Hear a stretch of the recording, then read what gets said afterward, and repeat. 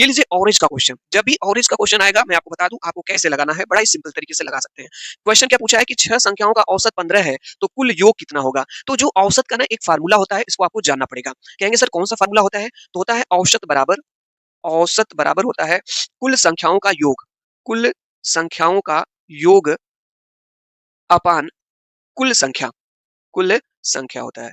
ये फार्मूला होता है हमारा जो है कि एवरेज का फार्मूले का होता है। यानी ऊपर क्या होता है, जितनी भी संख्याएं दी होती हैं उसको जोड़ लेना होता है, सबको जोड़ लेना होता है। नीचे जितनी संख्या रहती है उससे भाग दे लेते हैं, तो हमारा यहाँ पे एवरेज औसत निकल जाता है। अब इस प्रश्न में ध्यान देने वाली बात ये है कि यहाँ पे जो कितनी संख्याएं, यहाँ पे कह रहा है 6 संख्याएं। कितनी संख्याएं हैं? 6 संख्याएं। तो नीचे 6 लिख लेंगे। हाँ सर हो गया। फिर यहाँ पे कह रहा है कि औसत 15 है, तो औसत के नीचे 15 रख लेंगे। ऐसा क्यों? क्योंकि प्रश्न कह रहा है कि औसत 15 है तो 15 रख लिए। क्या पूछ रहा है हमसे? योग पूछ रहा है। इसका मतलब बराबर का साइन लगा लेंगे और यहाँ पे क्या पूछ रहा है? योग, तो योग लिख लेंगे। औसत में 3 चीजें होती हैं। एक तो औसत होता है, ऊपर क्या होता है कुल संख्याओं का योग, नीचे कुल संख्या होती है।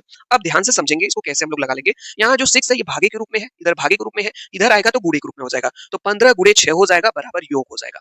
तो बराबर हो जाएगा 15 छका 90, यानी 6 संख्याओं का जो योग है वो 90 हो जाएगा। 90 है किसी ऑप्शन में? यहाँ पे देखिए दिया गया है 90। इस तरह से इसको लगा लेंगे। जैसे ये समझ लीजिए मैंने कुछ संख्याएं लिखी 2 3 4 5, हमने ये लिखा, ठीक है। और हम कहें कि इसका औसत निकालिए।